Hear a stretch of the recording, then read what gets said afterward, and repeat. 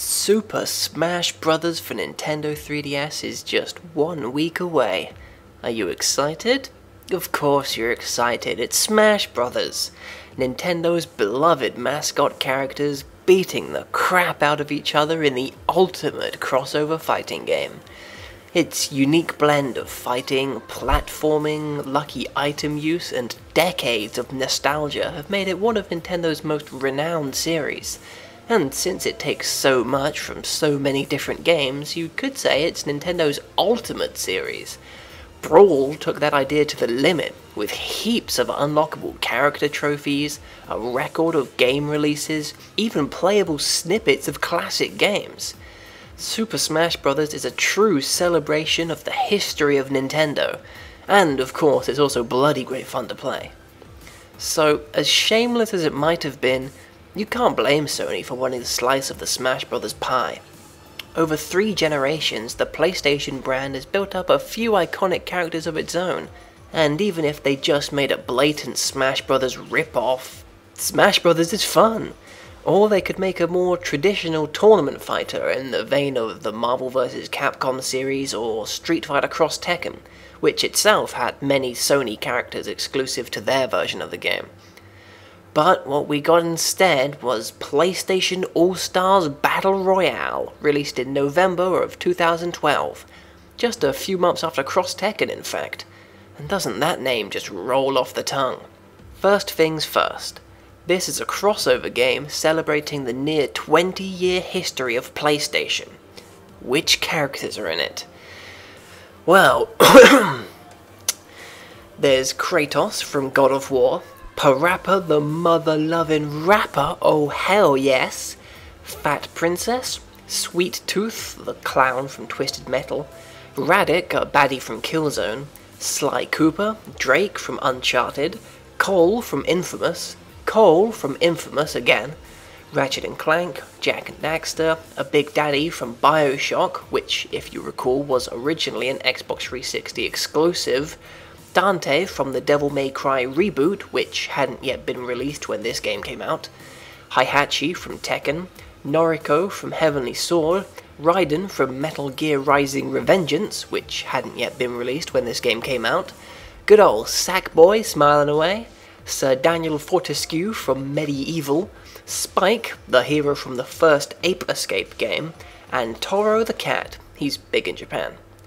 There are also 4 DLC characters, Cat from Gravity Rush on the Vita, Emmett Graves from Starhawk, Google it on your own time, Zeus from God of War, and Isaac Clarke from Dead Space, which is a multi-platform series, so I imagine he was included to promote Dead Space 3, which hadn't yet been released when this game came out. It's not the worst roster in the world by any means, but you can't help but feel like there are quite a few names missing from the list. Of course, once you stop to think about it for a second, the likes of Crash Bandicoot, Lara Croft, Solid Snake, Spyro the Dragon, Cloud Strife, Kazuma Kiryu, Sora, they might all have strong ties to the PlayStation brand, but they're all from third-party developers. And the third-party characters they did manage to include are, like I said, there to promote upcoming games. But I guess even though there was a Tomb Raider reboot in development, Square Enix didn't want the free publicity. Fair enough, I suppose. Also, the final roster is quite heavily stacked for Western-made characters, considering Sony is a Japanese company. But the developer, Superbot Entertainment, was Western, or maybe still is. Their official Twitter account has been hacked by Russians, their official Tumblr blog hasn't been updated in a year, but apparently after Sony dropped them, they began work on their own project. Maybe we'll see more of Superbot in the future, but as for right now, this is the only game they made. So what's it like? Well, it's a unique spin on Smash Bros.' party fighting system. At first glance, it looks like a straight-up clone, but the gameplay objective is quite different. You beat up your opponents to fill your super meter, then unleash a super attack to kill them.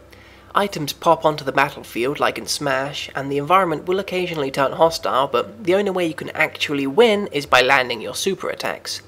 If you shoot an enemy with a rocket launcher, they lose some of their super juice, which you can then pick up for yourself. But if you shoot an enemy with a rocket launcher and they don't have any super juice, it just knocks them away.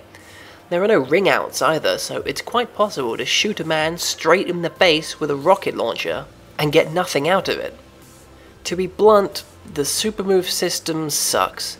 I could understand the intention to blend a wacky free-for-all Smash Bros. Style party fighter with a more calculated, combo-heavy tournament fighter, but it doesn't quite come together in the execution. Characters do have full-blown combos, and if you put the effort in, you can score a full bar of super in one combo, or combo directly into a super move for a guaranteed kill. All the combo videos on YouTube are a testament to the depth of the system, but it doesn't gel well with the bombastic, explosive flow of combat. The entire game is built around building up your super bar and then landing the crucial killing blow, so your interactions with opponents and the stages are strangely disconnected. You're not actually damaging your enemies when you hit them.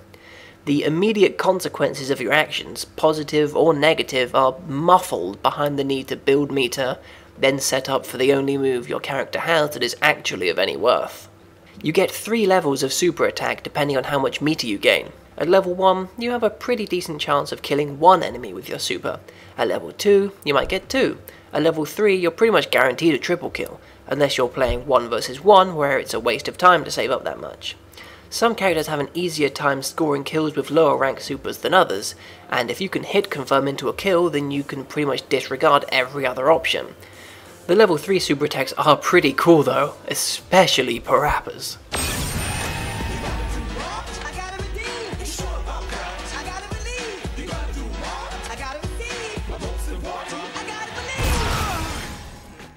Oh yeah.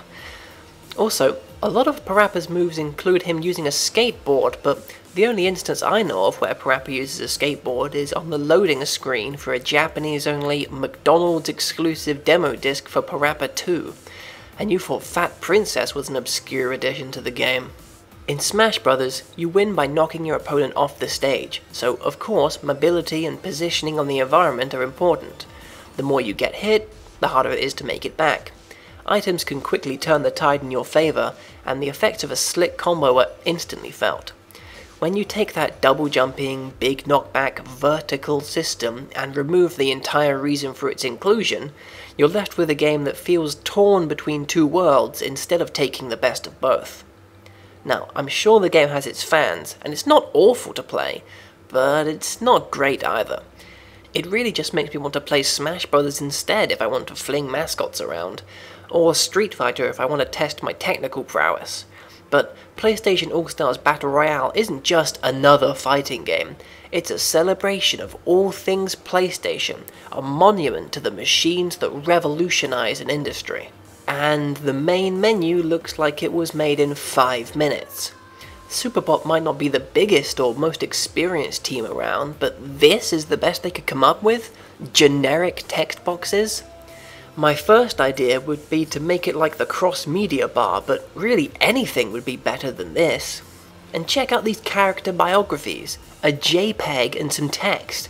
This is sub-N64 level stuff here, people.